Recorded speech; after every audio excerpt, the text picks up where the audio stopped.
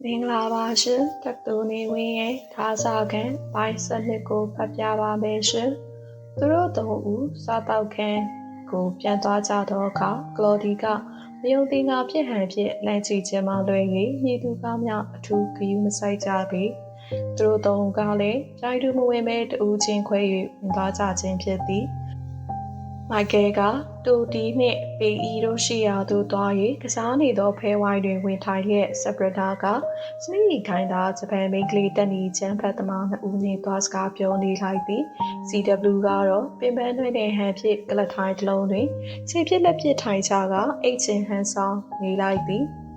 နိုင်ဝဲခန်းကြသောကားစမေးသည်ကလော်ဒီနှင့်လီယာတို့အားခေတ္တစကားပြောပြီးနောက်အခန်းတွင်မှထွက်သွားလေသည်ဇမ်ဒီခန်းကြလင် CW ကရုတ်တရက်ထားပြီးကောင်းကောင်းအိတ်နိုင်နေရာသွားရှောင်းပြီးဟုအိတ်ချင်မှုတူဟန်ဖြစ်ပြော၍ထွက်သွားရာမြည်သူကမျှကန့်ကွက်ခြင်းမပြုကြချေအမှန်တော့ CW ကအကြံနှင့်ထွက်လာခြင်းဖြစ်သည်သူသည်ကိုယ်တိုင်ကလုတ်နှိပ်အောင်ရသောတက်လီကားဖြစ်မျှော်စင်ပေါ်ထက်သို့တက်သွားလိုက်သည်ပေါ်ထက်တွင်က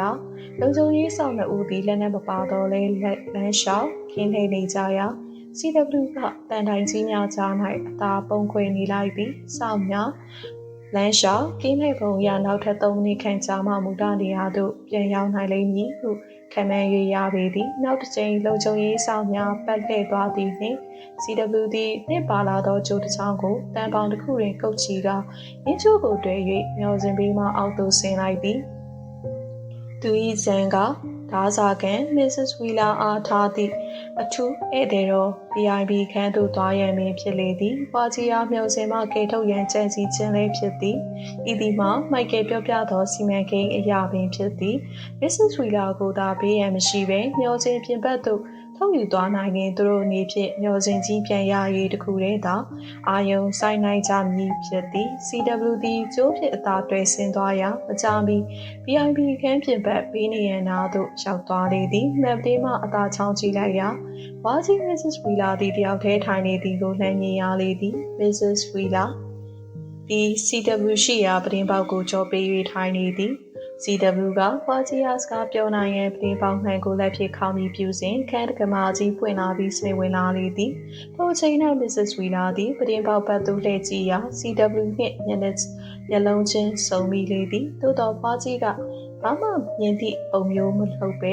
ရှေ့တက်ငေးကြည့်နေသည့်ဟန်မျိုးလှုပ်ထားလိုက်သည် CW မှာရင်းနှီးဖိုးလိုက်စွာနေပင်မလုံးမရှက်အသာငြိမ်ပြီးပင်ပေါက်ပြင်ပ၌ကနေလိုက်ရသည်ထို့နောက် Mrs. Wheeler သည်မျက်နှာထားတင်းတင်းချင်းစမေအားလှည့်ရင်ဆိုင်လိုက်သည်သို့တော်ပါဇက်ကဘာမှမပြောဘဲနေလိုက်ရာစမေကစပြောလေသည် Mrs. Wheeler ကိုနားဝင်အောင်ပြောချင်တာကခမည်းကိုယ်တိုင်အာဏာပိုင်တွေကိုမေတ္တာရက်ခံလိုက်ရင်ကိစ္စအားလုံးမြင်ပြန်ပြည်လေချောမောသွားနိုင်ပါတယ်။ဒါမှလည်းသွေးထက်တန်ယူမဖြစ်အောင်တားဆီးရရောက်မယ်။ခမည်းရဲ့အသက်အန္တရာယ်ကိုလည်းကာကွယ်နိုင်ပြီးအေးစစ်စစ်လွတ်မြောက်သွားနိုင်ပါတယ်။ဒီတစ်ခါတော့ရုပ်မြင်သံကြားကမပြောဘဲတယ်လီဖုန်းနဲ့ပြောနိုင်ပါတယ်။စပိတ်ကလေတန်းအေးဖြစ်ဖြောင်းပြသလိုပြောတော့လေအဖွားကြီးဒီကြီးတို့မှစိတ်ပါဝင်စားပုံမရပဲညနေထားခက်တီတီဖြစ်တာပြန်ပြောလေသည်ဒီနေ့ Mr. Smith ရှင်အကြံပေးသလိုသက်ဆိုင်ရာအာဏာပိုင်တွေကိုကျုပ်အသက်ရှင်မှုအတွက်ရှော့ပေးလိုက်ကြပါလို့တိုက်တွန်းရမှာကိုကျုပ်နေတဲ့အလုံးဆက်စုပ်တဲ့ရှင်ကျုပ်ကသားတယောက်ကိုအမေရိကန်သမ္မတဖြစ်လာတဲ့အထိပြူစုပြိုးထောင်လာတဲ့မိခင်ဖြစ်တဲ့ဒီတော့ကျုပ်နေတဲ့ရှင်လိုစိတ်နေစိတ်ထားအောက်တန်းချလာတဲ့လူယုံမာတယောက်အတွက်ရှင်းနေလိုက်ပြောဖို့ရဘယ်နည်းနဲ့မှမဖြစ်နိုင်ဘူးရှင်ငွေလိုချင်နေဆိုရင်ရှင်းစွမ်းစားနဲ့ရှင်ရအောင်တောင်းယူပြီးတော့ကျုပ်ကတော့ဘလို့မှဝင်ကူညီမပေးနိုင်ဘူးဒါဟာနောက်ဆုံးစကားပဲ Mrs. Wheeler စကားကိုကြားလင်စမစ်ဒီဒေါသထွက်လာလေသည်ကျုပ်ကလည်းလိုအပ်ရင်လူတစ်ယောက်ကိုမြားရအောင်ခိုင်းတတ်တဲ့ခင်ဗျာချိန်ချောက်လိုဒိဗ္ဗေမျိုးနဲ့ပြောလိုက်ရာ Mrs. Wheeler ကတယောတလူမျိုးဖြစ်ရီမောလိုက်သည်ရှင်ကချိန်ချောက်တာလားကျုပ်ကတော့ရီချင်းနေရှင်ဘာလဲရှင်ကလူကိုနှိပ်စက်ညှဉ်းပန်းပြီးအမျိုးမျိုးနဲ့ညှင်းပြီးအချက်ကင်နေကြတာလားအဲ့ဒါကကျုပ်တို့လိုတက်ကြီးလာတဲ့သူအနေနဲ့ကလေးကစားစရာတွေလို့ထင်နေ။ကိုင်းကျုပ်ကိုချင်းချောင်းနေမဲ့စားရှင်နဲ့ရွယ်သူတန်းတူတယောက်ကိုသွားချင်းချောင်းရင်ကောင်းလိမ့်မယ်ထင်နေ။ထို့တော်တွေး CW သည်ပရင်းပေါက်ပြင်ပန်း၌ကျိုးဖြစ်တွေ့ကပ်နေရသည်မှာလက်ညောင်းလာပြီးဖြစ်သည်။အရေးတဲ့လေပြင်းတစ်ချက်တိုက်ခိုက်လိုက်ချိန်တွင်နေရှိန်ချောင်းကျိုးကအခန်းသတ္ထုနေရန်ကိုထိခိုက်ကအတန်ကြီးသွားလေသည်စမစ်တီတန်ကြားရာဘက်သို့ချက်ချင်းလှည့်ကြည့်လိုက်စဉ် Mrs. Wheeler ကတန်ချစ်ချဲဖြင့် Mr. Smith ရှင်ကိုဒီခန်းထဲကထွက်သွားဖို့ကြုတ်ပြောခဲ့ပြီးမဟုတ်လားကျုပ်ကအခုအနေခါအကျဉ်းသားတယောက်ဖြစ်ပေမဲ့ကိုဟာကိုအေးအေးစစ်စစ်နေခွင့်တော့ရသေးနေထင်ပါတယ်ရှင်နဲ့ဆက်ပြောစရာစကားလည်းမရှိတော့လို့အမြင်ဆုံးထွက်သွားပြီးတော့အဖွားကြီးကစိတ်ဓာတ်ပြင်းထန်ခိုင်မာသူပြီးလေတံခက်တင်းတင်းဖြစ်ပြောလိုက်သည်စမေလေခန်းပြင်ဘက်ကအတန်ကအရေးမကြီးတန်ရဟုဆုံးဖြတ်လိုက်ပြီး Mrs. Wheeler ခမရဲ့သားဟာဘာကြောင့်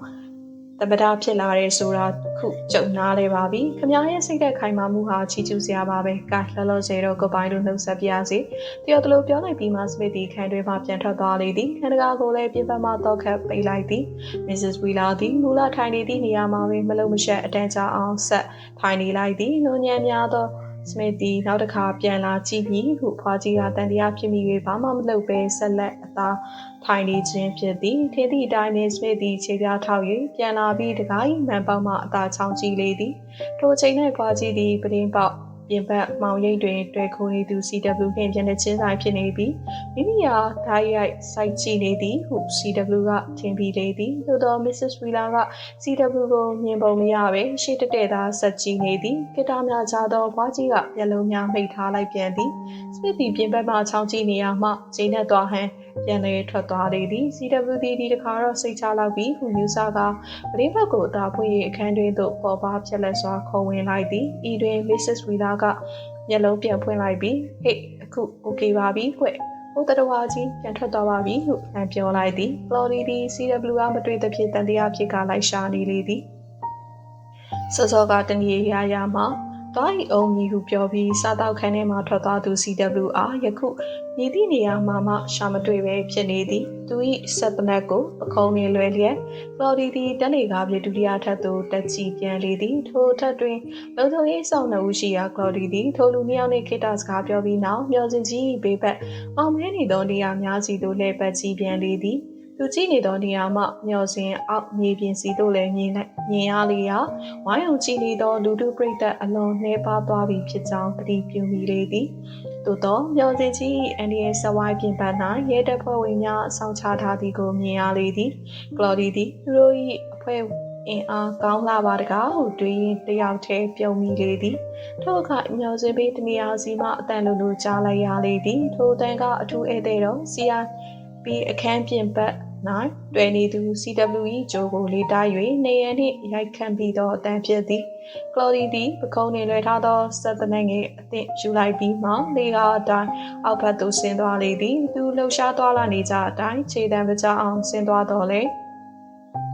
မောင်ရိပ်တနေရာတွင်ရှိနေသူမိုက်ကယ်ကလှမ်းမြင်ပြီးမလို့မရှက်ပဲတာငိမ့်နေလိုက်သည်ကလော်ဒီကမိုက်ကယ်ကိုလုံးဝမမြင်မဲရှေ့သို့တိုးလာပြီးမျောစင်ဤဘေးနေရန်ပြင်ပသို့လှမ်းကြည့်နေစဉ်မိုက်ကယ်သည်တနက်သို့မဟုတ်ဓာတ်တလက်သာရှိပါကကလော်ဒီယာတုတ်တင်ရှင်းလင်းနိုင်မည်ဟုတောင်းတမိသည်ကလော်ဒီသည် CW တွင်ဆင်းသွားသောကျိုးကိုမြင်သည်နှင့်တေချာစွာငုံကြည့်လိုက်သောအခါကျိုးဆောင်၏အောက်ပိုင်း၌လူရိပ်ရှိရာသို့ပြင်ရန်ချိန်လိုက်သည်ထိုအခါ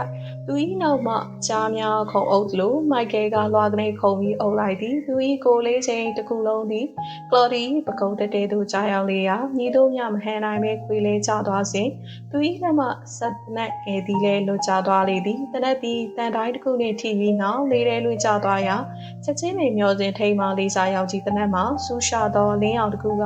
တနက်စီသို့တိုက်ရဲဝင်လာလေသည်လေးစားတနက်၏တတိတိုင်းမျောစဉ်ပဝင်းကျင်၌လှုပ်ရှားသည့်ရာဝတ္ထုမှန်သမျှကိုမလွဲမသေးလိုက်ရှာချိန်မုံခြင်းပင်ဖြစ်သည်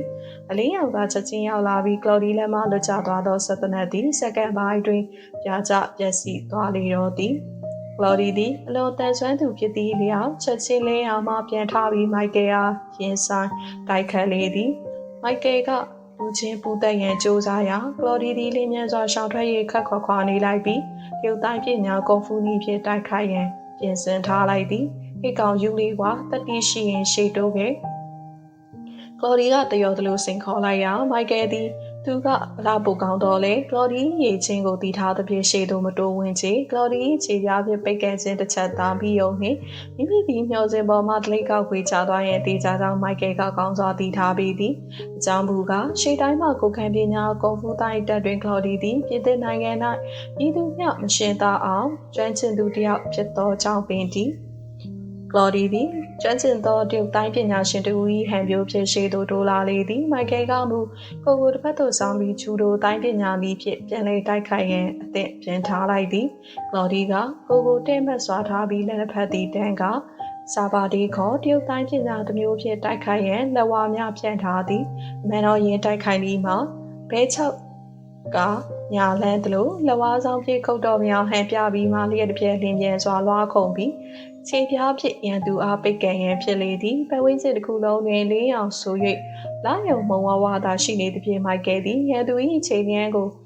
အထူးတတိထားကြည့်နေခိုင်မာပင်ကလော်ဒီကမယုံကြည်နိုင်လောက်အောင်မြင်မြန်စွာလှုပ်ရှားလိုက်သည်သူ၏ညာဘက်ခြေပြားဖြင့်လွှားကနေပြစ်ကန်လိုက်ချက်သည်မိုက်ကယ်၏ညာဘက်လက်မောင်းကိုလာထီလျာပြင်းစွာနာကျင်လျက်ရိုင်းလဲချမသွားစေရန်မင်းချိုးစား၍ကိုထိန်ထားလိုက်သည်ရေထဲမျောခြင်းပေါ်၌တိုက်ခတ်နေသောလေကအတော်ထန်နေသဖြင့်မိုက်ကယ်သည်လေးပြင်းကြောင့်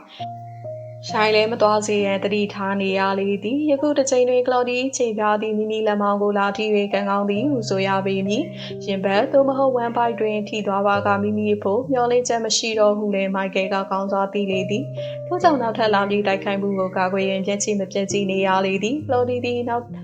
တစ်ချက်ခြေဖြည့်ကန်ရာတွင်မိုက်ကယ်ဒူးစင်နေရာကိုချိန်၍ကန်လိုက်ရာသူနှင့်အနည်းဆုံးပြစ်မှတ်ကိုချိန်ကန်လိုက်ခြင်းဖြစ်သည်ဒီတခါတော့မိုက်ကယ်ကအသင့်ပြင်ဆင်ထားပြီးဖြစ်နေသည်ကလော်ဒီမျက်လုံးအနေထားနှင့်ခြေထောက်အနေထားကိုခေခတ်၍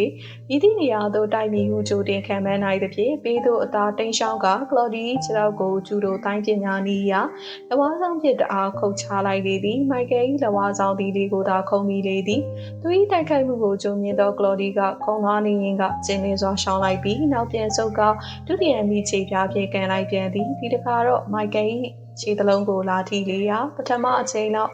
မပြင်းထန်သဖြင့်အနေငယ်ဖူးယုံသွားယုံသာရှိလေသည်ဤတွင်မိုက်ကယ်သည်ဒေါသထွက်ထွက်နှင့်လူချင်းပူတတ်ရန်အတင်းရှိသို့တိုးသွားလေသည်သို့တော်ကလိုဒီကပို့ပြီးညဉ့်သဖြင့်ကျင်းလေစွာရှောင်းတိန်ကနောက်သို့ဆုတ်လိုက်ပြန်သည်တစ်ချိန်တည်းမှာပင်နောက်တစ်ချိန်ပြေးဝင်လာသူမိုက်ကယ်၏လိမ်မင်းစီသို့ခြေပြားဖြင့်တအားဖြစ်ကန်ရန်လွှားကလေးခုံပြန်ဝင်လိုက်သည်အမှန်တော့မြင်းတို့ခြေပြားဖြင့်တိုက်ခိုက်ခြင်းသာပြစ်မှတ်မိုက်ကယ်အားထိမှန်စေပါကထိုနေရာတွင်ပင်တိုက်ပွဲပြီးဆုံးသွားမည်ဖြစ်သည်သို့သောရင်းအန်ဒီယေကိုရုတ်တရက်စဉ်းစားမိသူမိုက်ကယ်ကပြေးလာရင်းကရုတ်တရက်ကိုရှိန်တက်ကဝေချလိုက်လေသည်ကလော်ဒီသည်ရှိသမျှခွန်အားနှင့်လေရဲခုံပြန်ကတိုက်နေမိလျက်သားဖြစ်၍ပြစ်ဖက်ဖြစ်သောမိုက်ကယ်ကရုတ်တရက်ရှောင်းလိုက်ခြင်းကြောင့်ရှိန်ကိုမတက်နိုင်တော့ဘဲမျောစဉ်ဤတတူချမ်းပြင်ပေါ်ဝလျာထိုးလေကျသွားလေသည်ကလော်ဒီသည်မမျောလင့်သောအဖြစ်ကြောင့်နာကျင်လုံးပြီးခေါင်းထဲမိုက်ကလေးဖြစ်သွားခြင်းသူ၏ကိုပေါ်သို့မိုက်ကယ်ကတအားခုံအုပ်ကလူချင်းပူးမိသွားလေသည်မိုက်ကယ်နေဖြစ်ကလော်ဒီဒီကတိုင်ဒီမှာစာပါတီတိုင်းရခြေဖြစ်ကန်ခြင်းဖြစ်ကြောင်းသိရှိပြီးဖြစ်၍ပြည်သူများမကန်နိုင်အောင်လူချင်းဝယ်ပူးလိုက်ခြင်းဖြစ်သည်တစ်ဆက်တည်းမှာပဲမိုက်ကယ်ကသူ၏ဒူးစစ်ဖြင့်ကလော်ဒီဝမ်ပိုက်စီသို့တအားပစ်တိုင်လိုက်ရာရုတ်တရက်ရိုင်းလဲကျသွားလေသည်မိုက်ကယ်သည်ကလော်ဒီအားလင်းမြန်စွာဆွဲထုတ်ပြီးမျက်နှာတဲတဲကိုလက်သီးဖြင့်ပြစ်ထိုးလိုက်ရာကလော်ဒီသည်လက်သီးချက်ပြင်းထန်ခြင်းကြောင့်နောက်ပြန်လန်းကတန်ပေါင်တစ်ခုပေါ်သို့အောက်သို့လိမ်ချတော်မလို့ကိုတမိုင်းတင်နေသည်ယင်းချီနေမှာမိုက်ကယ်အတွက်အကွက်ကောင်းဖြစ်နေပေသည်ကလော်ဒီသည်နောက်ပြန်လန်းလဲကျသွားပါကမြုံစင်အောက်မြေပြင်ထိအောင်လဲကျတည်ဆုံနိုင်သဖြင့်သူကိုယ်သူမနေကြိုးစားထိန်နေရပေသည်ဤတွင်မိုက်ကယ်ကလေစာရောက်ကြီးအန်ဒီယေကိုကာကွယ်သောတတုကရိယာကိုကလော်ဒီရှင်ဘတ်မှခက်ချင်ဆွဲဖြုတ်ယူလိုက်သည်ကလော်ဒီသည်မျက်လုံးမျက်စံပြူအောင်ထိတ်လန့်တုံလှုပ်သွားတော့သည်တတုပစ္စည်းမရှိသည်နှင့်သူ၏ခန္ဓာကိုယ်သည်ကြီးကျယ်အန္တရာယ်ရှိနိုင်ကြောင်းသိ၍တုံလှုပ်ခြောက်ခြားသွားခြင်းဖြစ်သည်သို့သောသူ၏ရှေ့တွင်အသင်းဆောင်နေသူမိုက်ကယ်ရှိနေ၍ဤသို့မျှမလုပ်တော့အောင်ဖြစ်နေပြန်သည်တစ်စက္ကန့်ပိုင်းတွင်မှပင်သူစိုးရိမ်သောအန္တရာယ်သည်ရောက်လာသည်မျောစဉ်ဘက်သို့ထွက်နေသောကလော်ဒီကိုတပိုင်းကိုလေးစားတနက်တလက်မှအလင်းရောင်တစ်ခုဝင်းကနေချက်ချင်းရောက်လာပြီးကလော်ဒီခန္ဓာကိုယ်သည်မိုးချိုးပြစ်ခံရသလိုလောင်ကျွမ်းကညိုမဲသွားလေတော့သည်တရုတ်တိုင်းပညာပါရဂူကလော်ဒီမှာသူတို့ဂိုင်းအဓိကလက်နက်ဖြစ်သောလေးစား တနက်ဤလက်ချက်ဖြစ်ပင်အသက်ပျောက်သွားလေတော့သည်စားတောက်ခန်းအတွင်း၌ရှိသောကွန်ပျူတာဆက်တစ်ခု၏အနီးတွင်စမစ်သည်ပေနှင့်အတူရက်နေလေသည်ကွန်ပျူတာဆက်မှာမျှော်စင်ပတ်ဝန်းကျင်ရှုခင်းကိုရုပ်မြင်သံကြားကဲ့သို့ကြည်နိုင်အောင်ဖန်တီးထားသောဆက်ပင်ဖြစ်သည်ပေကမျှော်စင်ပေါ်ရှိလေးစားရောင်ကြီးတနက်တလက်သည်ပြစ်မှတ်တစ်ခုတွေ့၍ပြစ်ခတ်လိုက်ကြောင်းသတင်းပို့အစီရင်ခံခဲ့သည်သူကိုယ်တိုင်လေးစားရောင်ကြီးအလင်းရောင်တစ်ခု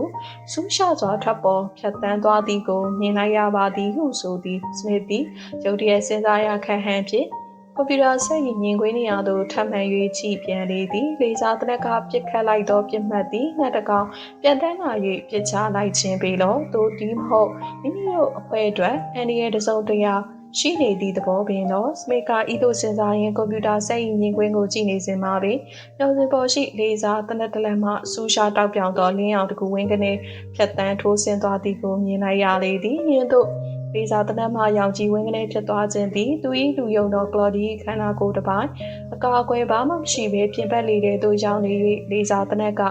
ချိန်မုံတက်ဖြတ်လိုက်ခြင်းဖြစ်ကြောင်းကိုဆရာကြီးစမစ်ကလုံးဝမသိပါချေအခြေအနေမှန်ကိုမသိရသဖြင့်ဒေါသထွက်လာသောစမစ်သည်လေးစားတနက်၏ပြင်ပကဘာဖြစ်သည်ကိုအတိအကျသိရှိအောင်စုံစမ်းရန်ထားထွက်လိုက်စဉ်ပြင်ပမှဝင်လာသူလီယာနှင့်ပတ်ပင်တိုးလေသည်ဟေ့ကလော်ဒီတယောက်ကိုကွာပဲမလဲစမစ်ကစိတ်တူတူနဲ့မေးလိုက်သည်ကျမကရှင်တဲ့ကလော်ဒီတူတူရှိနေတယ်လို့ထင်မိတယ်ငါလည်းတူရှိနေမှမင်းကိုမေးနေပါမလားကွာစမစ်ကပိုးရီဒေါသထွက်ဟန်ဖြင့်အော်ပြောပြီးနောက်ဂိုက်တို့ချစ်ချင်းအချက်ပေးခေါ်တဲ့ရေဒီယိုချက်ပြနေနဲ့ခေါ်ကြည့်စမ်းဟုအမိန့်ပေးလိုက်သည်စမစ်သည်သူ၏စိတ်ချရဆုံးလူယုံများဖြစ်သူကလော်ဒီနှင့်လီယာတို့ဟာလူချင်းဝေးနေသည့်ရုပ်တရက်ဆက်သွယ်နိုင်ရန်ရေဒီယိုချက်ပြနည်းတစ်ခုဖန်တီးထားရှိလေသည်အရေးရှိ၍ခေါ်လူသူကလျှို့ဝှက်သင်္ကေတချက်ပြဒီဖြင့်ခေါ်လိုက်ရင်သက်ဆိုင်ရာလူ၏ကိုယ်တွင်ဆောင်ထားသောရေဒီယိုတန်ဖန်ဆက်ငယ်တစ်ခုမှတစ်ဆင့်ကြားရပြီးထိုလူကလည်းရေဒီယိုဖြင့်ပြန်လည်ဆက်သွယ်အကြောင်းကြားနိုင်ပြီသည်လီယာသည်စမစ်ညွှန်ကြားသည့်အတိုင်းလျှို့ဝှက်ရေဒီယိုချက်ပြနည်းဖြင့်တစ်ချိန်တိုင်ခေါ်ကြည့်ပါတော့လေခေါ်ဒီထံမှအကြောင်းပြန်ကြားချက်တစုံတရာပြန်မလာချေဟေ့ဒီကောင်ကဘာဖြစ်လို့ပြန်ပြီးချက်မပေးတာလဲစမေမချေ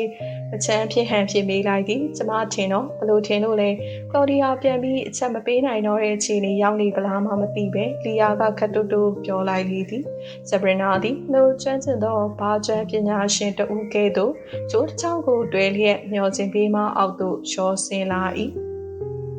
တတိယသို့ရောက်သောအခါကလော်ဒီအလောင်းကိုခန်းတစ်ခန်းသို့ဆွဲသွင်းရန်ကြိုးစားနေသူမိုက်ကယ်နှင့်ဆုံမိလေသည်။ဘာဖြစ်ကုန်တာလဲရှင်။ဆာဘရနာက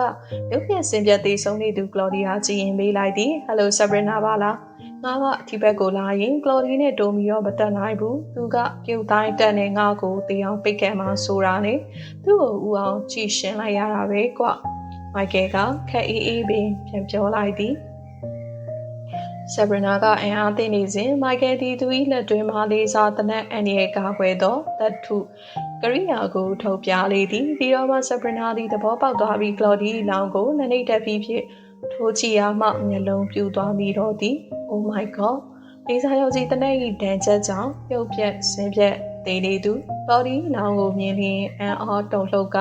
ပါစက်မှဖျားတာလိုက်ခြင်းဖြစ်သည်ဒီမဲ့ဆာဘရနာဒီကောင်သေးတာကိုဝမ်းနေမနေနဲ့သူကငါ့ကိုတတ်ဖို့ကျန်းတာဒါပါဒီလောင်ကြီးလူမမြင်အောင်လုပ်ဖို့ကူညီစမ်းပါမိုက်ကယ်ကခက်တူတူပြောလိုက်ရဆာဘရနာသည်တစုံတစ်ခုကိုတတိယမိဟန်ဖြင့်ဒါထက် CW တယောက်မမြင်ပါလား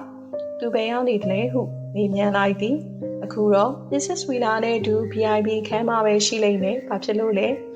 မိုက်ကယ်၏စကားကြောင့်ဆာဘရနာသည်ရုတ်တရက်အချမ်းတစ်ခုရလာမိသည်ဟုတ်လားဒါဖြင့်ဒါကြီးကိုသူတို့ခံရအောင်ချပေးလိုက်ကြရင်ကောင်းလိမ့်မယ်ပြပြဆူဆူသူမသည်သင်ရှိနေသောကြိုးဝေးဖြင့်ကလော်ဒီအလောင်းကိုခိုင်မြဲစွာချီနှောင်းလိုက်သည်မိုက်ကယ်ကလေးစားတနက်ရန်ကာကွယ်သောတတ်ထုပြားကို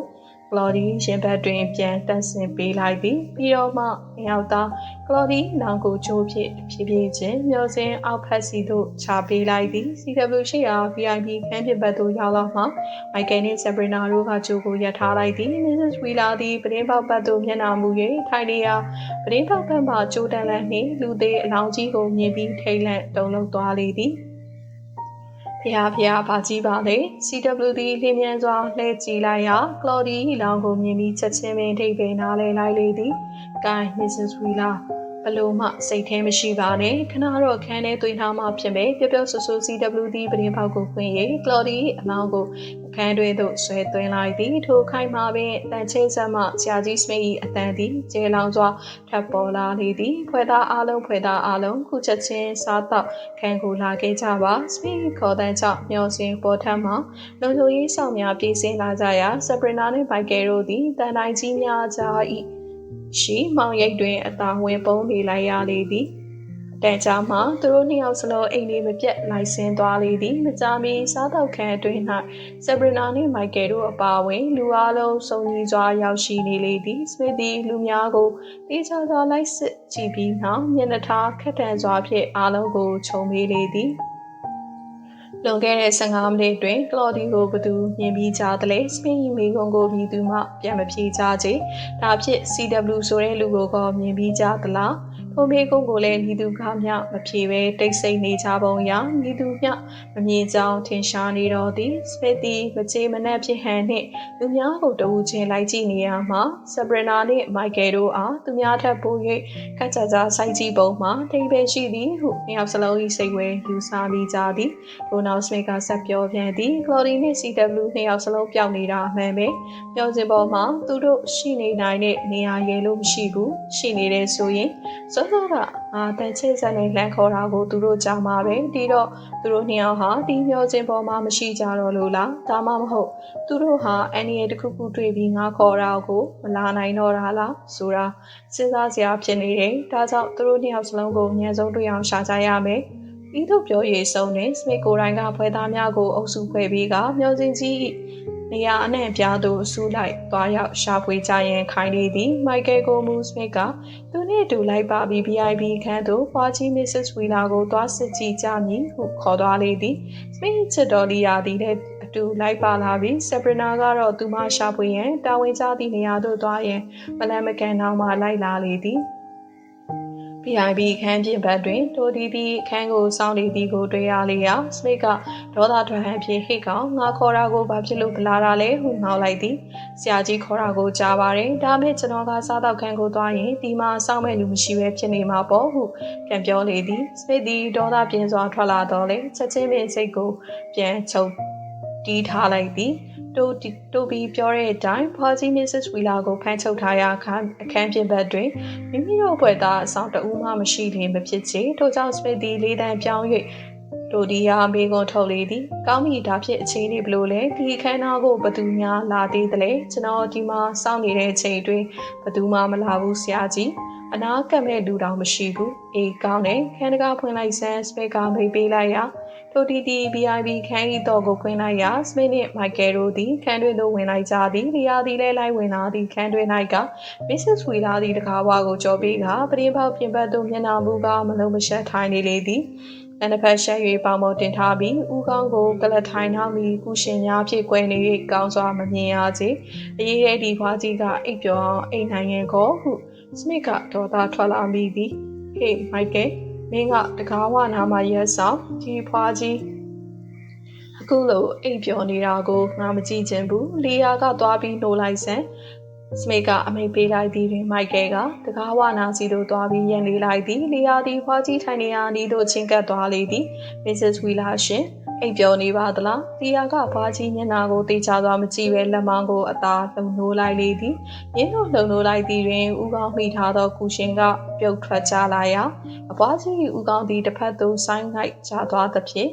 လီယာလည်းအံအားသင်ကတေချာစွာကြည့်မိတော့သည်ဒီတော့မှမျက်နှာကိုကောင်းစွာမြင်ရလေသည်မျက်နှာကဖွားကြီးဝီလာ၏မျက်နှာမဟုတ်စမင်းလူယုံသောကလော်ဒီမျက်နှာကရုပ်ပြက်စင်ပြက်ဖြစ်ကတေနေပုံချောင်းလီယာသည်အကြီးကျယ်တုံးလုံး၆ချားကဟစ်အွန်လိုင်းပြီးသည်ထိုအချိန်၌စမင်းနှင့်တိုတီတို့က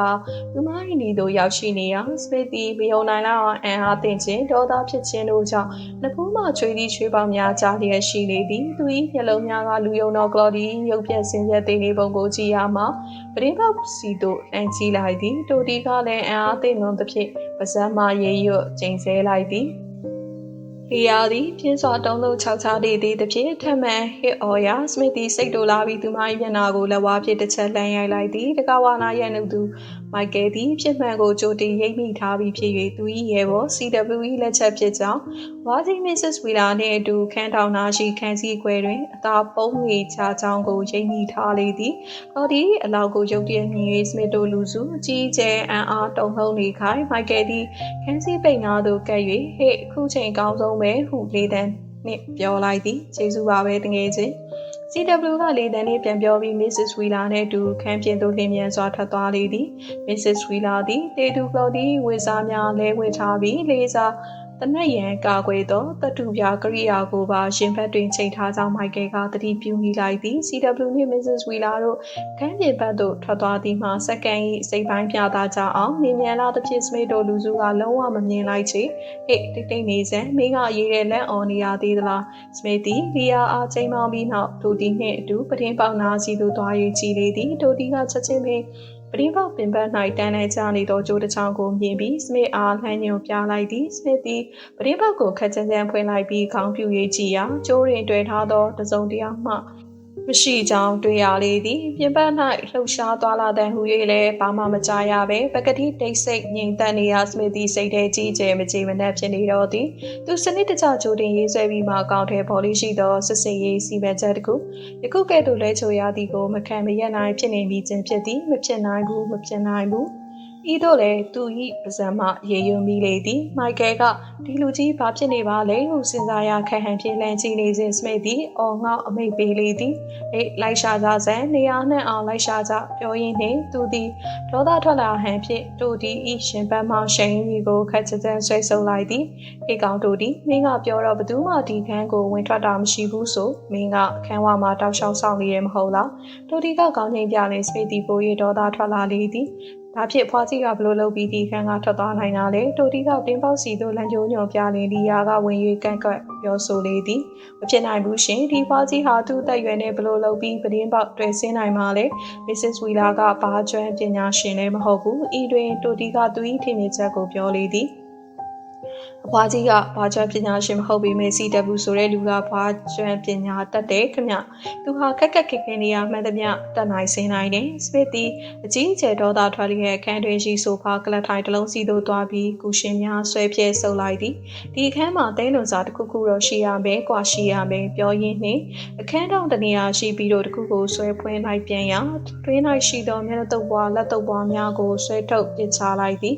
ဤသို့လျှင်စမစ်သည်စိတ်ကိုမထိန်ချုပ်နိုင်တော့သလိုဖြစ်နေသည်ကျန်လူ၃ယောက်မှအံ့အားသင့်ပြီးရက်ကြည့်နေကြလေသည်လီယာသည်ဆရာကြီးစမစ်၏ဖြစ်နေပုံကိုကြည့်ပြီးဖြောင်းဖြပြောဆိုမှဖြစ်တော်မူဟုစိတ်ကူးရလာသဖြင့်စမစ်၏အနီးသို့ချိန်ကပ်သွားလေသည်တတိထားပါအောင်လေကောင်းအေးထားပြီးစဉ်းစားမှပေါ့ရှင်ကဒီဖွဲ့ကြီးရဲ့ခေါင်းဆောင်မဟုတ်လားကျမတို့အားလုံးကရှင်ကိုအားကိုးနေကြရတယ်ဆိုတာလေးစဉ်းစားပါဦးလီယာကသူ၏လက်မောင်းကိုညှင်းသားစွာကိုင်းခတ်တူပြောလေသည်ဤတွင်စမစ်သည်ချက်ချင်းပြန်တတိယသလိုစိတ်ကိုချုပ်ထိန်လိုက်နိုင်ကအသက်ပြင်းပြင်းရှူလိုက်သည်အေးကွာလီယာမင်းပြောရမှန်းလေခုနေခါမှာစိတ်ချောက်ချားနေလို့မဖြစ်ဘူးစနစ်တကျအလုပ်ဆက်လုပ်ဖို့ရေးကြီးရဲ့သူတို့ဟာဒီမျှော်စင်ပေါ်မှာပဲရှိနေရမယ်ပြောရင်းနဲ့စမစ်သည်မိုက်ကယ်ဘတ်တို့လှည့်၍အမိန့်ပေးလေသည်ဟေးမိုက်ကယ်ငါတို့လိုက်ရှာရမယ်စစ်စစ်ရှာရင်တွေ့ရမှာပဲ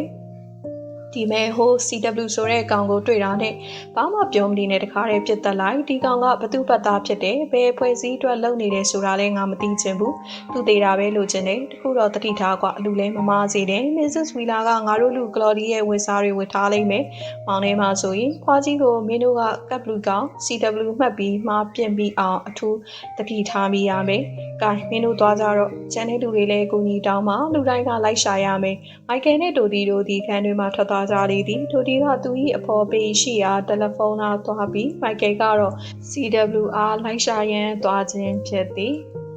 တက္ကသိုလ်နေဝင်ရဲ့ဒါစာကန်ပိုင်းစနစ်ကိုဖတ်ပြလို့ပြီးပါပြီရှင်ဆုံးသည့်နားဆင်ပေးတဲ့အတွက်ကျေးဇူးတင်ပါတယ်ရှင်